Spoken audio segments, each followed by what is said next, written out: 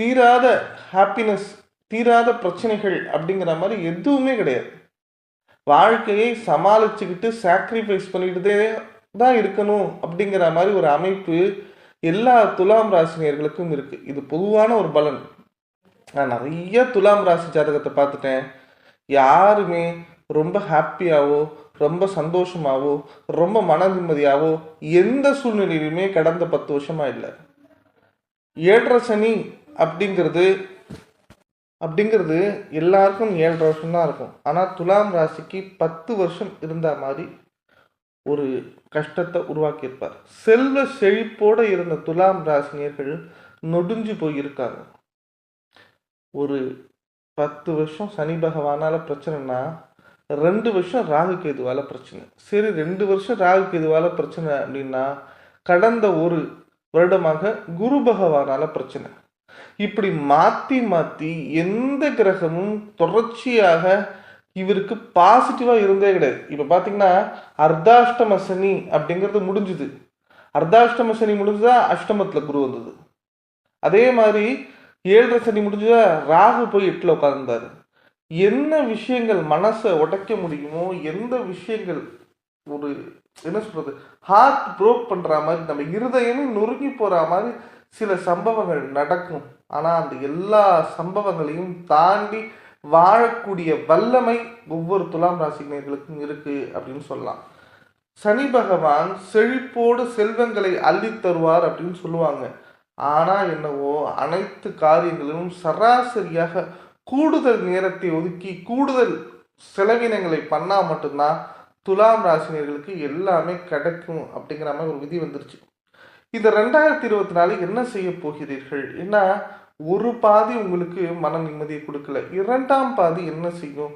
இந்த 4 கிரகங்களும் உங்களுக்கு எப்படி இருக்க போகும் தான் முக்கியமாக சொல்ல போகிறேன். சுவாதி நட்சத்திரம், விசாக நட்சத்திரம் 1, 2, 3 பாதங்கள், சித்திரை நட்சத்திரம் 3, 4 பாதங்களை உள்ளடக்கியது. அதிபதி சுக்கிர பகவான். இந்த ஆண்டின் தொடக்கம் சற்று சுமாராக போஇருந்தாலும் இப்போ 2ஆம் பாதியில் குரு அஷ்டமத்தில் இருக்கார். அதில் எதுவும் சேஞ்சு ஆகலை, பக்கிரமோ அதிசாரமோ நடக்கலை. ஆனால் குரு பார்வை போய் கேதுக்கு படுது. ஸோ 12ஆம் இடம்ங்கிற விரயஸ்தானத்தில் கேது பகவான் கொடுத்த தொல்லை குறையும். அதே மாதிரி உங்களுடைய 6ஆம் வீடு அப்படிங்கிற அதிர்ஷ்ட ஸ்தானத்தில் ராகு இருக்கார்.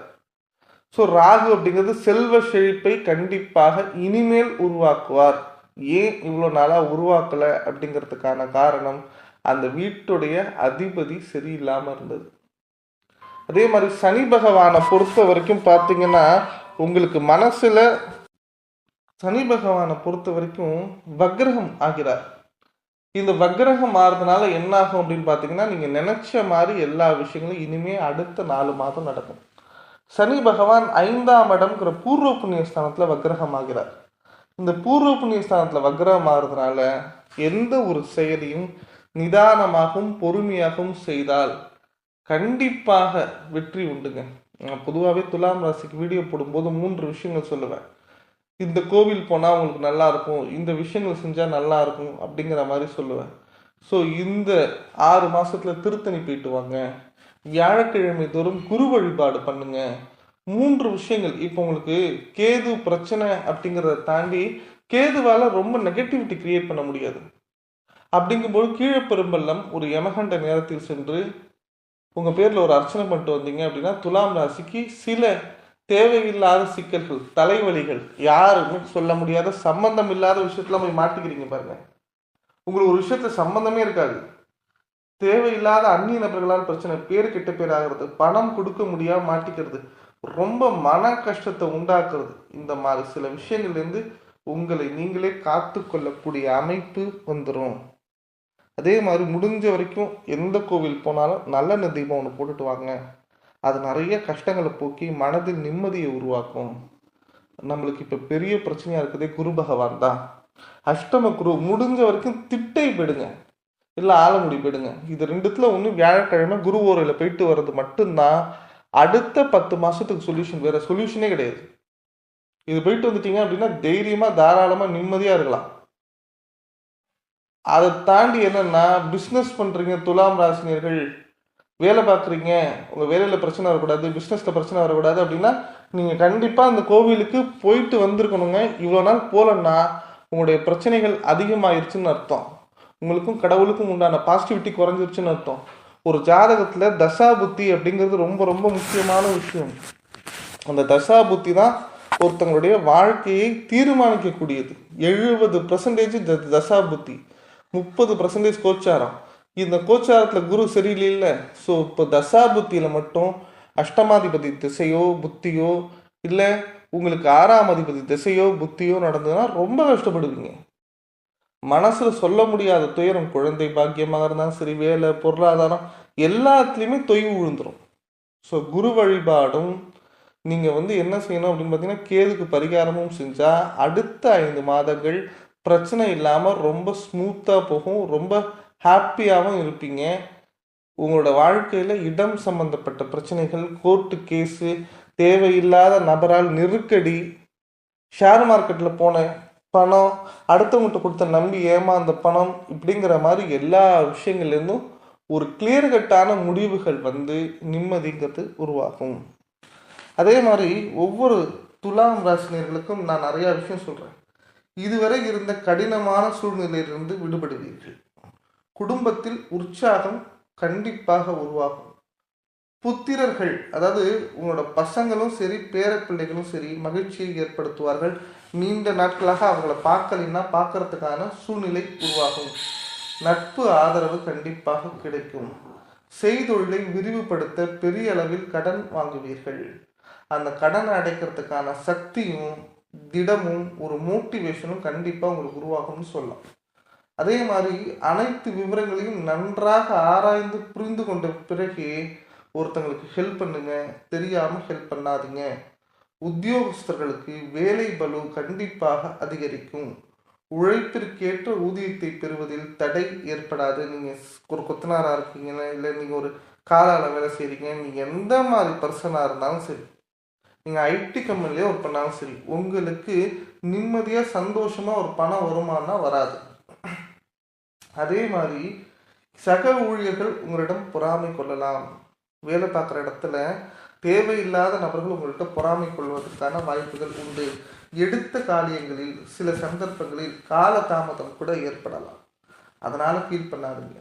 வியாபாரிகள் நல்ல பொருளாதாரத்தை கண்டிப்பாக வளர்ச்சி அடைய இந்த காலகட்டம் உதவும்.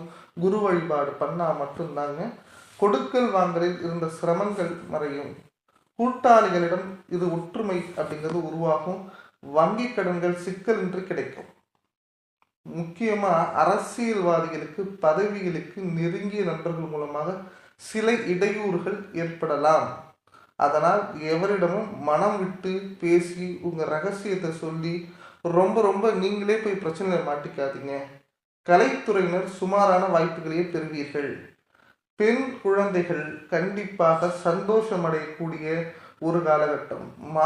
மாணவிகள் உயர்கல்வியாக இருந்தாலும் சரி, தொடக்க கல்வியாக இருந்தாலும் சரி, மிகுந்த ஈடுபாடுடன் செயல்படுவீர்கள். சாதனை படைக்க குரு வழிபாடு அவசியம். குலதெய்வத்தை எப்போதும் வணங்கிவாங்க. குலதெய்வத்தை மட்டும் வணங்கினீங்கன்னா எதிர்பார்த்த காரிய வெற்றிங்கிறது கண்டிப்பாக கிடைக்கும். காரணம் என்ன அப்படின்னு பார்த்தீங்கன்னா, அஷ்டமத்தில் குரு இருக்கும்போது குலதெய்வம் நம்ம கூடவே வரும்னு சொல்லுவாங்க. நான் ஒரு எக்ஸ்ட்ராவாக ஒரு விஷயம் சொல்கிறேன். துலாம் ராசினியர்களே, உங்களுடைய வாழ்க்கையில் கணவன் மனைவியை தாண்டி 3வது நபர் லைஃப்குள்ளே வந்துட்டார். அந்த 3வது நபரால் நிறையா பிரச்சனைகளை சந்திக்கிறோம். இன்னொரு விஷயம், நம்ம ஒரு விஷயத்தை விடுறதா வேண்டாமா, லவ் பண்ணலாமா வேணாமா, இல்லை இந்த கடனை நம்மளால் கட்ட முடியுமா முடியாதா, தொழிலை இதுக்கு மேலே டெவலப் பண்ண முடியுமா, நம்ம இப்படி தான் இருக்கோம், ஆப்போசிட்டில் உள்ளவங்க நம்மளை வீழ்த்துறதுக்கான பணபலமும் ஆள்பலமும் அதிகமாக இருக்கிறது. இன்னும் ஓப்பனாக சொல்லப்போனால் கோர்ட்டு கேஸ் படிலாம் போலீஸ் ஸ்டேஷன்லாம் ஏறினதே கிடையாது. எங்கள் சொந்தக்காரங்களே நான் வாழக்கூடாதுன்னு நினைக்கிறாங்க. பெத்த அம்மா அப்பாவே எனக்கு பிடிக்காமல் இருக்காங்க. என் பிள்ளைகளே என்னை மதிக்க மாட்டேங்குது. என்னுடைய வாழ்க்கையில் நான் எதற்கு வாழ வேண்டும் என்கின்ற சூழ்நிலையை, சில சந்தர்ப்பங்களை நிறையா நடக்குது. என்னை மிஸ்யூஸ் பண்ணணும் அப்படின்னு நிறையா பேர் யூஸ் பண்ணுறாங்க. ஒருத்தருமே என்கிட்ட ஒரிஜினலாக உண்மையாக பழகவே இல்லை. எல்லாரும் என்னை ஏமாற்ற வேண்டும் என்கின்ற எண்ணம் இருக்கே தவிர யாருமே என் கூட வாழணுங்கிற எண்ணம் இல்லை. நான் பிறந்த பிறப்பு என்னோட ஜாதக அமைப்பு தப்பா இருக்குங்கிற மன உறுத்தல் அதிகமாக இருக்கிறது அப்படிங்கிற மாதிரி நிறைய துலாம் ராசிக்காரங்க கேட்டிருந்தாங்க. நான் எல்லாருக்கும் ஒரே விஷயம் சொல்றேன். உங்க கோச்சாரத்துல என்ன தசாபுத்தி நடக்குதுன்னு பாருங்க. அதுக்கு உண்டான பரிகாரங்களை செய்யுங்க. உங்க ஜாதக கட்டங்கள்ல கிரகங்கள் எப்படி இருக்குன்னு பாருங்க. ஒருத்தங்க தவறான முடிவுகள், தவறான சேர்க்கை, தவறான விஷயங்கள் நடக்குதுன்னா கேது தான் காரணம். ஒருத்தங்க வாழ்க்கையில